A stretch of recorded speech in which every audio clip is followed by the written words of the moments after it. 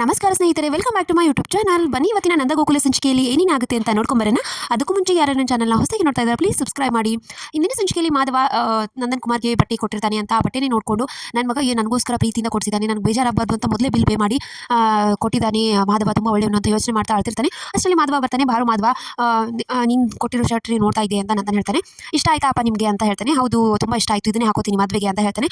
ಅದಷ್ಟರಲ್ಲಿ ಮಾಧವ ಹೇಳ್ತಾನೆ, ಇದು ನಾನು ಕೊಡಿಸಿರೋದಲ್ಲಪ್ಪ, ವಲ್ಲಭ ತಾನು ದುಡ್ದಿರೋ ದುಡ್ಡಿಂದ ನಿಮಗೆ ಕೊಡಿಸಿರೋದು ಅಂತ ಹೇಳ್ತಾನೆ. ಅಷ್ಟರಲ್ಲಿ ಸಡನ್ ಆಗಿ ಅದನ್ನ ಸೈಡ್ಗೆ ಇಟ್ಬಿಡ್ತಾನೆ. ಇವ್ರು ಮಾತಾಡೋದನ್ನೆಲ್ಲ ವಲ್ಲಭ ಹೊರಗಡೆ ನಿಂತು ಕೇಳಿಸ್ಕೊತಿರ್ತಾನೆ. ಯಾಕಪ್ಪ ಇದನ್ನ ಮಾಡಲ್ವಾ, ನನಗೆ ಏನು ಮಾಡಬೇಕು ಅನ್ನೋದು ಗೊತ್ತಿದೆ ನನಗೆ, ನೀನು ಹೋಗು ಮಲ್ಕೋ ಅಂತ ಹೇಳಿ ವಲ್ಲಭ ಶರ್ಟ್ನ ಸೈಡಿಗೆ ಇಟ್ಟು ಮಾಧವನ ಕಳಿಸ್ಬಿಡ್ತಾನೆ. ಇತ್ತ ಮೀನಾ ಹೊರಗಡೆ ಬೇಜಾರಿಂದ ಕೂತಿರ್ತಾಳೆ. ಗಿರಿಜಾ ಬಂದು ಯಾಕಮ್ಮ ಬೇಜಾರಲ್ಲಿದೆಯಾ ಅಂತ ಕೇಳ್ತಾಳೆ. ಅದಕ್ಕೆ ಮೀನಾ, ಏನಿಲ್ಲ ಅತ್ತೆ, ಸುಮ್ಮನೆ ಕೂತಿದ್ದೆ, ಏನು ಹೇಳು ನಂಗೆ ಗೊತ್ತಾಗುತ್ತೆ ಅಂತ ಹೇಳಿದ ತಕ್ಷಣ ಮೀನಾ ಹೇಳ್ತಾಳೆ, ಈ ಅರೇಂಜ್ ಮ್ಯಾರೇಜಲ್ಲಿ ಎಷ್ಟು ಚೆನ್ನಾಗಿರುತ್ತೆ ಅಲ್ವಾ, ಹುಡುಗಿನ ಮನೆ ಕಡೆದವರು ಹುಡುಗನ ನೋಡೋದು, ಬಟ್ಟೆ ತೆಗೆಸೋದು, ಪ್ರೀ ವೆಡ್ಡಿಂಗ್ ಶೂಟ್ ಎಲ್ಲನೂ ಅಂತ. ಆಗ ಮೀನಾ ಹೇಳ್ತಾಳೆ, ನನಗೂ ಆಸೆ ಇತ್ತು ಆ ಥರ ಎಲ್ಲ ಫೋಟೋ ತೆಗೆಸ್ಕೋಬೇಕು ಅಂತ ಎಲ್ಲ ಹೇಳ್ತಾಳೆ. ಅದಕ್ಕೇನಂತೆ ಇವಾಗ ಮಾಧವನ್ ಮಾಡ್ತಿದ್ರಲ್ಲ ಅದರಲ್ಲಿ ನಿಮ್ಮದು ಹೇಳ್ತೀನಿ, ಇವಾಗಲೇ ನಿಮ್ಮ ಮಾವನಿಗೆ ಹೋಗಿ ಹೇಳ್ತೀನಿ, ಬೇಡ ಬೇಡ ಅತ್ತೆ ಅಂತ ಹೇಳ್ತಿರು. ಇಲ್ಲ ನಾನು ಹೇಳ್ತೀನಿ ಒಪ್ಕೋತಾರೆ ಅಂತ ಹೇಳಿದ ತಕ್ಷಣ ನಮ್ಮ ಜೊತೆ ವಲ್ಲಭ ಹಾಗೆ ಅಮೂಲ್ಯ ಒಂದು ಮಾಡಿಸಲ್ವಾ ಅಂತ ಮೀನಾ ಹೇಳ್ತಾರೆ. ಸರಿ ಆಯಿತು ಹೇಳ್ತೀನಿ ಅಂತ ಹೋಗ್ತಾರೆ. ಮಾರನೇ ದಿನ ಬೆಳಗ್ಗೆ ಎಲ್ಲರೂ ಫೋಟೋಶೂಟ್ಗೆ ಅಂತ ಬಂದಿರ್ತಾರೆ. ಏನು ಇವರು ಒಂದು ಶರ್ಟ್ ಪ್ಯಾಂಟ್ ಹಾಕೊಳ್ಳೋಕ್ಕೆ ಮಾಧವನ ಎಷ್ಟೊಂದು ಲೇಟಾ ಅಂತ ಎಲ್ಲ ಯೋಚನೆ ಮಾಡ್ತಿರ್ತಾರೆ. ಮಾಧವ ಎಂಟ್ರಿ ಆಗ್ತಾನೆ. ಮಾಧವ ತುಂಬ ಚೆನ್ನಾಗಿ ಕಾಣ್ತಾ ಇದೆಯೋ, ನನ್ನ ದೃಷ್ಟಿನಿ ಬೀಳುತ್ತೆ ಅಂತ ಗಿರಿಜಾ ಬಂದು ಹೇಳ್ತಾಳೆ. ಆಮೇಲೆ ಪ್ರಿಯಾ ಇನ್ನೂ ಬಂದಿಲ್ವಲ್ಲ ಅಂತ ಯೋಚನೆ ಮಾಡ್ತಿರ್ತಾರೆ. ಅಷ್ಟರಲ್ಲಿ ಪ್ರಿಯಾ ಕೂಡ ರಕ್ಷಿತಾ ಕರ್ಕೊಂಡು ಬರ್ತಿರ್ತಾಳೆ. ನೀನು ಮುದ ಕಾಣಿಸ್ತಾ ಇದೆಯಪ್ಪ ಅಂತ ನಂದನ್ ಕುಮಾರ್ ಬರ್ತಾನೆ. ಅಷ್ಟರಲ್ಲಿ ಬಂದು ಮಾಧವ ತುಂಬ ಚೆನ್ನಾಗಿ ಕಾಣಿಸ್ತಾ ಇದೆಯೋ ನೀನು, ಫೋಟೋಶೂಟ್ ಅಂದರೆ ಏನು ಅನ್ಕೊಂಡಿದ್ದೆ, ಈ ಥರ ಎಲ್ಲ ಇದ್ದಿಂದ ತುಂಬ ಚೆನ್ನಾಗಿದೆ, ನೀನು ಚೆನ್ನಾಗಿ ಕಾಣ್ತಾ ಇದೆಯಮ್ಮ ಅಂತ ಹೇಳ್ತಾನೆ. ಆಮೇಲೆ ಇಬ್ರು ನಿಂತ್ಕೊಳ್ಳಿ ಅಂತ ಹೇಳಿ ಪೋಸ್ ಕೊಡಿ, ಹೆಗಲ ಮೇಲೆ ಕೈ ಹಾಕಿ ಅಂದ ತಕ್ಷಣ ಮಾಧವ ತನ್ನ ಹೆಗಲ ಮೇಲೆ ತಾನೇ ಕೈ ಇಟ್ಕೊಂಡ್ಬಿಡ್ತಾನೆ. ಅದಕ್ಕೆ ಎಲ್ಲರೂ ನಗ್ತಾರೆ.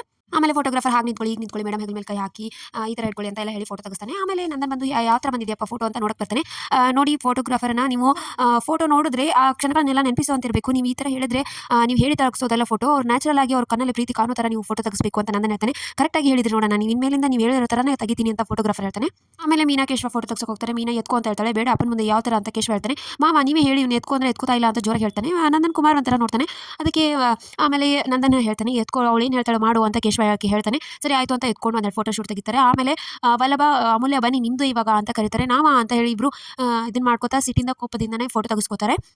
ಆಮೇಲೆ ಎಲ್ಲರದ್ದು ಆಯ್ತಾ, ಮತ್ತೆ ಯಾರು ಇದೆಯಾ ಅಂತ ಕೇಳ್ತಾನೆ. ಯಾರಿಲ್ಲ ಅಂತ ಹೇಳಿದ ತಕ್ಷಣ ಬನ್ನಿ ಮೇಡಮ್ ನಿಮ್ಮದು ತೆಗಿತೀನಿ ಅಂತ ನಂದನ್ ಗಿರಿಜಾ ಇಬ್ಬರದ್ದು ಫೋಟೋ ತೆಗಿಸ್ತಾನೆ. ಆಮೇಲೆ ಎಲ್ಲ ಫ್ಯಾಮಿಲಿ ಫೋಟೋ ಒಂದು ತೆಗೆದ್ಬಿಡೋಣ ಬನ್ನಿ, ಎಲ್ಲರೂ ಫ್ಯಾಮಿಲಿ ಫೋಟೋ ತೆಗಿತೀನಿ ಅಂತ ಕರೀತಾನೆ. ಎಲ್ಲರದ್ದು ನಿಂತು ಫೋಟೋ ತೆಗಿತಾನೆ. ಸೊ ಫ್ಯಾಮಿಲಿ ಅಂದರೆ ಇದಪ್ಪ, ಇದು ಚೆನ್ನಾಗಿದೆ ಅಂತ ಫೋಟೋಗ್ರಾಫರ್ ಹೇಳ್ತಾನೆ. ಸೊ ಇಷ್ಟು ಇವತ್ತಿನ ಸಂಚಿಕೆ. ಸೊ ವಿಡಿಯೋ ಇಷ್ಟ ಆಯ್ತು ಅಂದರೆ ಲೈಕ್ ಮಾಡೋದನ್ನ ಮರಿಬೇಡಿ. Next blog. ಬಾಯ್.